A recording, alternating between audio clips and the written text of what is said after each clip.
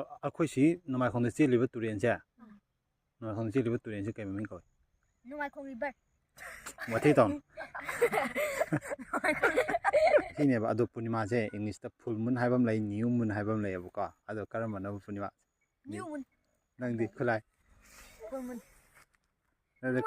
ꯈꯨꯠꯂꯥꯏ ꯍꯥꯟꯅ ꯍꯥꯏꯔꯣ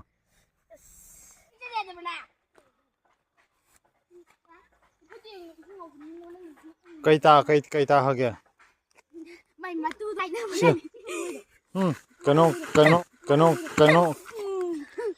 ꯀꯩꯅꯣ ꯍꯪꯒꯦ ꯈꯨꯠꯂꯥꯏ ꯕꯣꯏ ꯆꯨꯝꯃꯗꯤ ꯂꯨꯄꯥ 10 ꯍꯣꯏ ꯁꯃꯨꯅ ꯏꯁꯤꯡ ꯊꯛꯄ ꯃꯌꯥꯅ ꯊꯛꯄ꯭ꯔꯥ ꯃꯅꯥꯀꯣꯡꯅ ꯊꯛꯄ꯭ꯔꯥ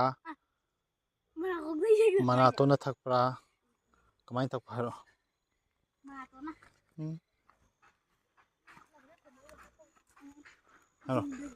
ꯍꯥꯏꯔꯣ ꯅꯣꯏ ꯍꯌꯦꯡꯋꯥꯏ ꯍꯟꯅꯨꯔꯀꯥꯟꯗ ꯆꯍꯤ ꯀꯌꯥ ꯑꯗꯥꯏꯐꯥꯎ ꯄꯨꯟꯁꯤꯅꯤꯡꯕ ꯍꯟꯅꯨꯔ ꯂꯩꯅꯤꯡꯕꯁꯦ ꯑꯩ ꯑꯃꯣꯔ ꯑꯣꯏꯅꯤꯡꯉꯤ ꯑꯃꯣꯔ ꯁꯨꯡꯁꯤ ꯁꯤꯗꯕꯤ ꯍꯥ ꯑꯗꯨ ꯂꯤꯟꯁꯦ ꯁꯨꯡꯁꯤ ꯁꯤꯗꯦ ꯃꯀꯨ ꯍꯨꯔꯒ ꯑꯗꯨꯝ ꯂꯩ ꯍꯥꯏꯁꯦ ꯆꯨꯝ ꯆꯠꯂꯣ ꯀꯃꯥꯏꯅ ꯇꯧꯖꯥꯠꯅꯣ ꯃꯤꯅ ꯍꯥꯠꯇꯗꯤ ꯑꯗꯨꯝ ꯍꯤꯡꯉꯦ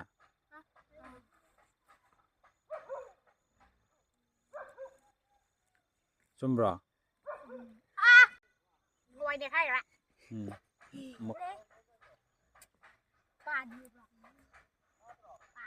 ꯀꯩꯒꯤꯅꯣ ꯅꯪꯅ ꯅꯃꯥꯏ ꯄꯥꯛꯑꯒ ꯑꯃꯁꯤꯅ ꯃꯃꯥꯏ ꯄꯤꯛꯏꯁꯦ ꯈꯪꯕ꯭ꯔꯣ ꯍꯥ ꯃꯥ ꯅꯣꯏꯕꯩꯅꯦ ꯃꯥ ꯅꯣꯏꯕꯒꯤ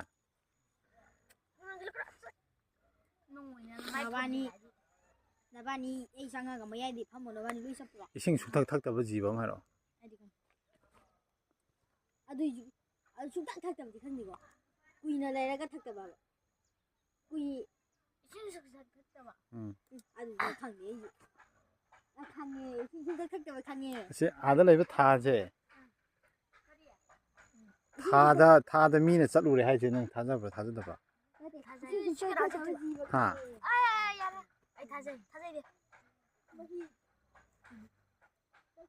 ꯈꯨꯠꯂꯥꯏ ꯅꯨꯡ ꯊꯥꯖꯕ꯭ꯔꯥ ꯍꯥ ꯊꯥꯖꯩꯃꯦ ꯀꯃꯥꯏꯅ ꯆꯠꯇꯣꯏꯕ ꯁꯤꯗ ꯏꯁꯄꯦꯁ ꯅꯠꯇꯦ ꯔꯣꯀꯦꯠꯇꯅꯤ ꯏꯁꯄꯦꯁ ꯅꯠꯇꯦ ꯔꯣꯀꯦꯠ ꯍꯥꯏꯁꯦ ꯂꯕꯨꯁꯤ ꯁꯥꯏꯟꯇꯤꯁ ꯑꯣꯏꯅꯤꯌꯦ ꯀꯅꯥ ꯄꯨꯈ꯭ꯔꯤ ꯀꯨꯝꯕꯒꯤꯅꯦ ꯇꯨꯖꯟꯗꯨꯕ ꯅꯠꯇꯦ ꯃꯥꯗꯤ ꯍꯟꯗꯣꯛꯀꯗꯕ ꯃꯤꯅ ꯄꯤꯀꯥꯟꯗ ꯃꯃꯩ ꯄꯥꯟꯕ ꯆꯥꯎꯔ ꯃꯃꯩ ꯌꯥꯎꯗꯕ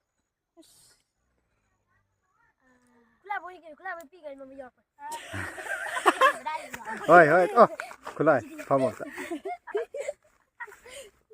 ꯈꯨꯠꯂꯥꯏꯕꯨꯗꯤ ꯑꯁꯦꯡꯕ ꯁꯥꯏꯟꯇꯤꯁꯅ ꯁꯦꯝꯃꯒ ꯊꯝꯃꯝꯃꯦ ꯃꯥꯗꯤ ꯁꯥꯏꯟꯇꯤꯁ ꯁꯥꯖꯜꯂꯝꯅꯤꯅ ꯃꯥꯅ ꯂꯣꯏ ꯊꯨꯒꯥꯏ ꯊꯝꯃꯝꯅꯤ ꯔꯦꯀꯣꯔꯠꯇꯣ ꯊꯨꯃꯥꯏ ꯊꯨꯒꯥꯏꯗꯨꯕ ꯔꯦꯀꯣꯔꯠ ꯊꯝꯃꯝ ꯃꯥꯅ ꯅꯤꯡꯊꯧ ꯄꯥꯔ ꯄꯨꯊꯣꯛ ꯃꯦꯁꯤꯁꯦ ꯀꯩꯒꯨꯝꯕ ꯕꯣꯜ ꯁꯥꯟꯅꯔꯝꯗꯗꯤ ꯀꯔꯤ ꯑꯣꯏꯔꯝꯒꯅꯤ ꯃꯥꯁꯦ ꯖꯨꯒꯥꯂꯤ ꯑꯗꯨꯃꯥꯏꯅ ꯍꯥꯏꯔꯁꯨ ꯌꯥꯏ ꯏꯃꯣꯠꯇꯤ ꯌꯣꯠꯀꯣ ꯄ꯭ꯂꯥꯁꯇꯤꯛ ꯕ꯭ꯔꯦꯗꯤ ꯀꯩ ꯅꯧꯔꯤꯗꯣ ꯁꯤꯕ꯭ꯔꯣ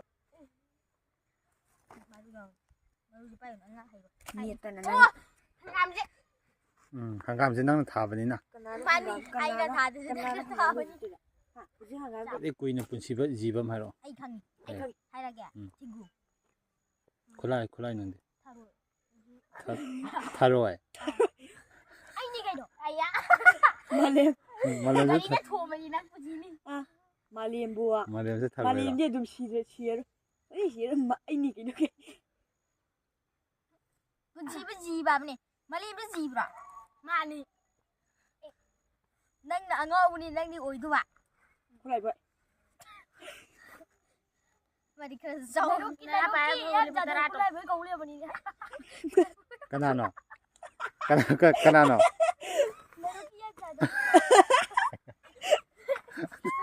ꯅꯍꯥꯟꯒꯩ ꯅꯪ ꯈꯪꯗꯕ꯭ꯔꯥ ꯍꯥꯏꯁꯦ ꯈꯨꯠꯂꯥꯏꯕꯣꯏꯗꯤ ꯄꯣꯄꯨꯂꯔ ꯑꯣꯏ ꯂꯩꯔꯦ ꯀꯩꯗꯧꯅꯣꯕ ꯈꯨꯠꯂꯥꯏꯕꯣꯏ ꯑꯩꯅꯅꯦ ꯆꯨꯔꯨꯞ ꯊꯛꯄꯗꯤ ꯑꯁ ꯀꯨꯏꯔꯕꯅꯤ ꯀꯧꯕ ꯃꯌꯥ ꯈꯨꯠꯂꯥꯏꯕꯣꯏ ꯑꯩꯅꯅꯦ ꯇꯧꯕ ꯀꯩꯅꯣꯝ ꯍꯥꯏꯒꯦ ꯅꯣꯏ ꯀ꯭ꯂꯥꯁ ꯂꯣꯏ ꯃꯥꯟꯅꯕ꯭ꯔꯥ ꯃꯥꯟꯗꯦꯍꯦ ꯅꯕꯥꯅꯤꯅ ꯍꯦꯜꯂꯦ Nuban Punima numise ngasi je Punima numineba adu English ta full moon cobra new moon cobra hairo. Ai. Full moon ke. Punima. Ngasi je Punima numineba as tha se. Hayeng wani. Ngasi neba adu Punima je English ta full moon haibam lai new moon haibam lai abuka adu karamba na Punima. New moon. Nang di khulai. Full moon. New moon. Khulai han hairo. Full moon. Muki pan. New moon. Manam. Khaldeda. Ani ni mong ama hairo haga. Ma hairo. New moon full moon. Ha. Full moon. Nang di. Full moon. Karano new haida. Oh, ando mom lai ba class hanta ka 6 ne ba. Palje. Ando di se nana khulai nang class ka. Class 4. Hada 7 ka do. January banan toro. Nari.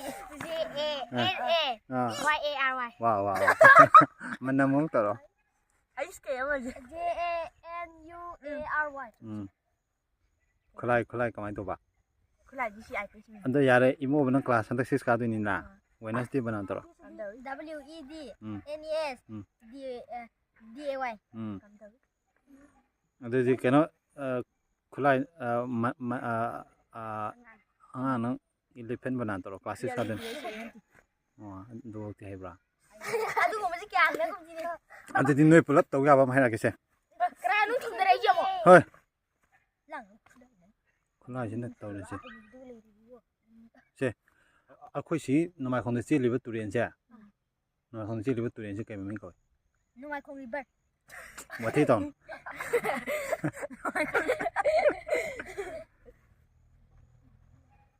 Khandra. Ai am tang ji. Mahan nang barak turen. Mas kada bara. Manam di. Ai river. Imphal river ai. Khulai. Ding jing amani ba kok te katan. Khulai. Imphal river ai ko. Khulai di. Kumbi river. Ando ga dam de chi liba ithai dam da le liba dam de chi liba turen sing ke ko ba. Thai da. Dam ha na ti turen di ma ring ko. River. Ai ni ai rồi. Ha. Dam gi. Dam. Nu hai bani. Hang gi de ya de. Nang ai ruan nang ma ku san nang ma du. Ni adu ni nukti gi school chapa dam na la chale do kari turen maming du khang di kamai to no du bo. Dam di la chale khoi de di dam ma dung ngoi. Turin maming do. Thai dam river. Maming lem du ma. Imphal river. Turin ni ke. Mai si no mai khong ji ke dam ji ke imphal. Adu mi na ne. Noi adai simba turin du gi mam ade noi adai simba turin no mai khong turin do akhoi jom ta nga pha ba la kani gai hai yam hai ni. Adu se. Adu khang de se. Akoi se khulai. Adu mi na ha adu khang de ka de ba. Khoi si de che li sin ne. Imphal river ko. Adu ga yon tu. Kumbirom de la pdo. Adu ga imphal river pulo dang wi sin kai ko ra.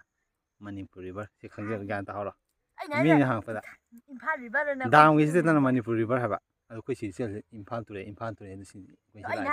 Adu na imphal am dagi ising jokan imphal am dagi huggies diaper nungpar ade pokora ade kubastu manam hoina haun thai se.